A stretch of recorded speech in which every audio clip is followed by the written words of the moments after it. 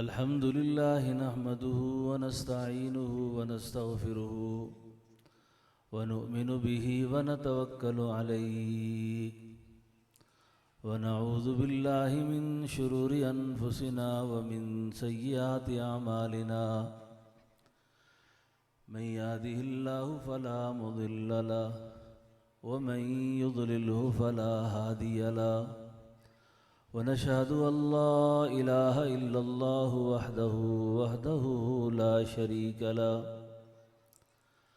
أما بعد فأعوذ بالله من الشيطان الرجيم بسم الله الرحمن الرحيم رب هب لي من الصالحين فبشرناه بغلام حليم وقال تعالى يا أيها الذين آمنوا قوا أنفسكم وأهليكم نارا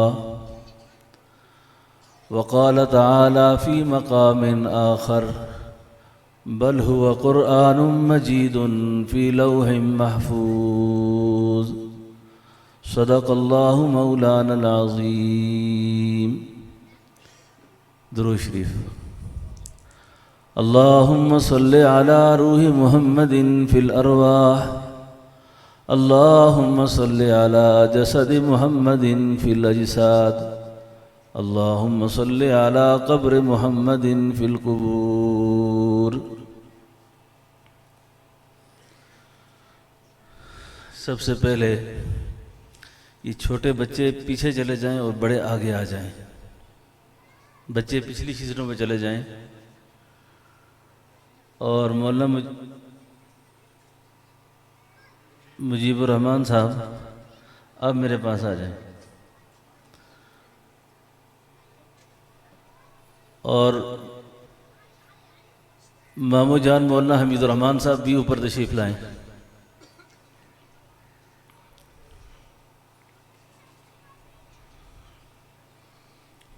اس صوفے پہ آ جائیں, اس طرف آ جائیں.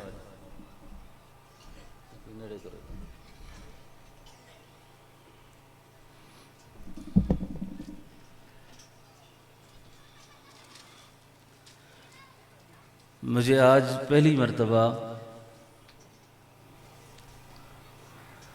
ادارہ مہد الخلیل میں حاضر ہونے کا شرف حاصل ہو رہا ہے.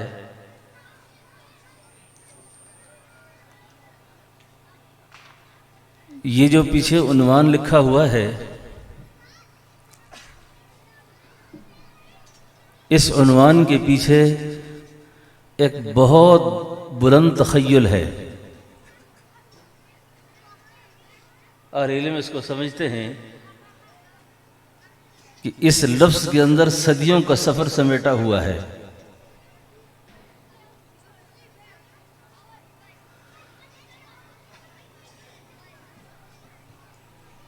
اور آج کے اس تقریب میں ان بچوں کی گفتگو اور ان بچوں کے مکالمات کو سن کر اور اس منظر کو دیکھ کر دل گواہی دے رہا ہے کہ اس ملک کا بھی, ان بچوں کا بھی, دینی اداروں کا بھی مستقبل روشن ہے. غالباً علامہ اقبال مرحوم نے انہی بچوں کے بارے میں کہا تھا, نہیں ہے نا امید اقبال اپنی کشت ویراں سے,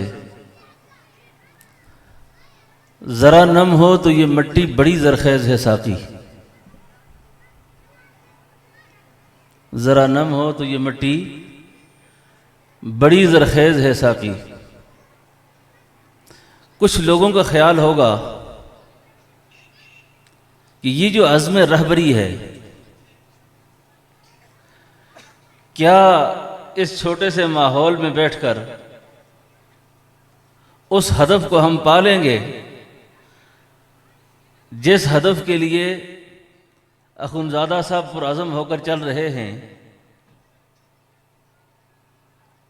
آپ مجھے اکثر اہل علم نظر آتے ہیں تو میں اپنی گفتگو عام جلسوں کی روایتی گفتگو سے ہٹ کے کروں گا، شاید بعضوں کو سمجھ نہ بھی آئے، لیکن سمجھ آ جائے گی۔ ایک تو اس عنوان پر جا کر آپ نے اہل علم سے پوچھنا ہے کہ یہ عزم رہبری ہے کیا؟ میں نے ایک جملہ عرض کیا آپ سے کہ اس لفظ میں صدیوں کا سفر سمٹا ہوا ہے۔ یہ ایک بلند خیال، بہت آگے کی سبق ہے یہ،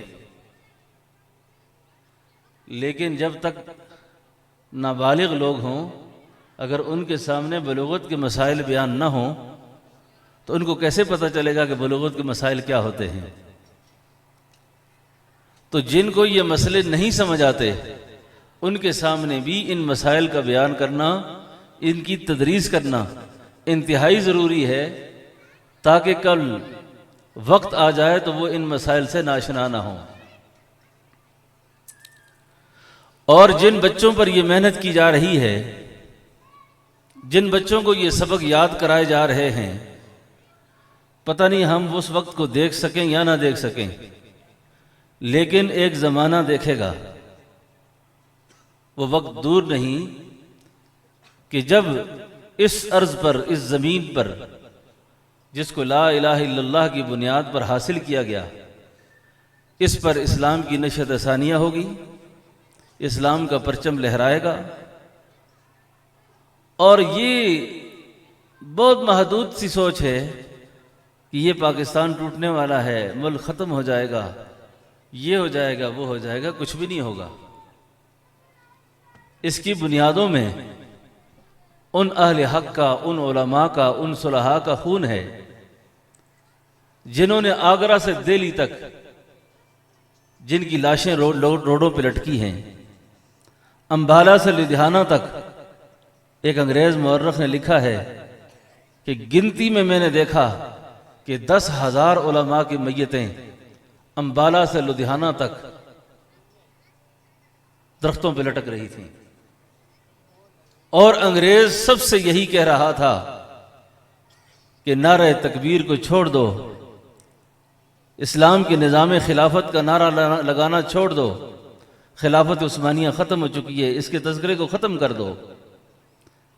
لیکن کہنے لگا میں گواہ ہوں اس بات کا کہ کسی عالم کی زبان پر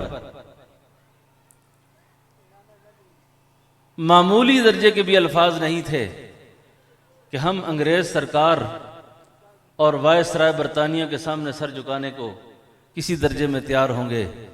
خوشی کے ساتھ چہرے پہ تبسم اور مسکراہٹ کے ساتھ تختہ دار کو چومتے تھے۔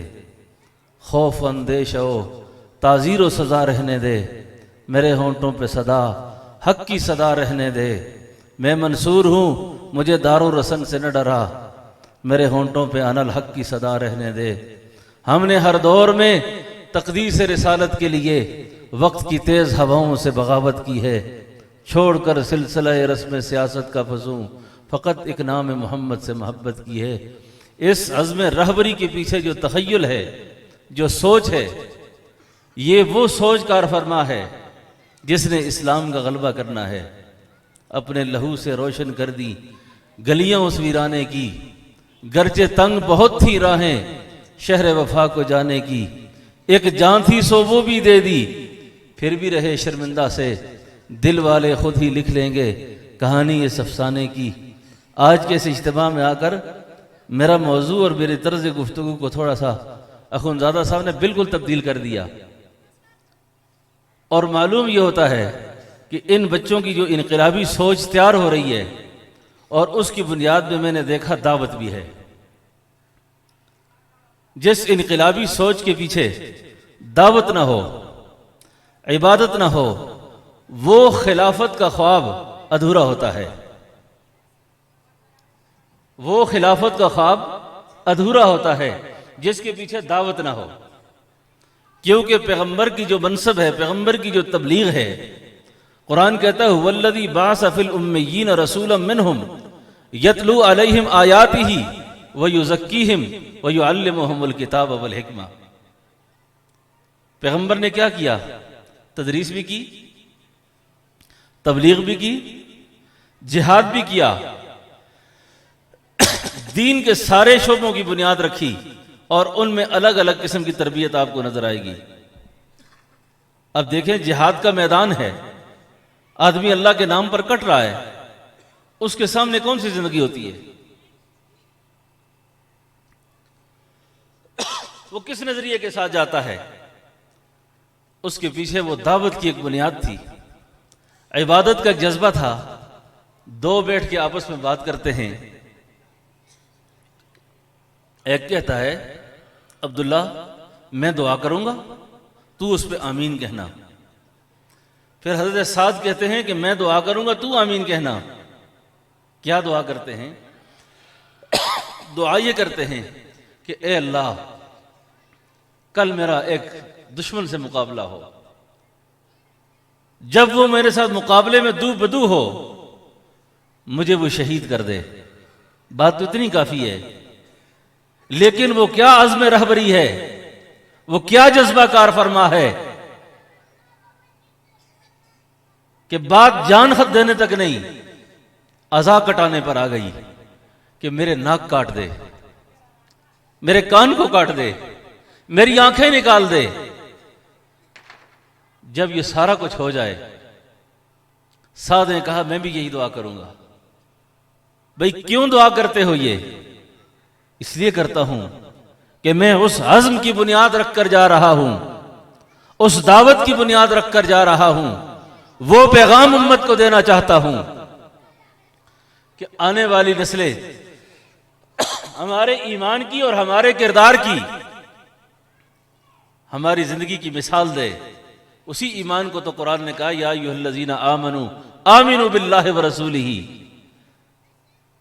ایمان والو دل پہ ہاتھ رکھو۔ پوچھا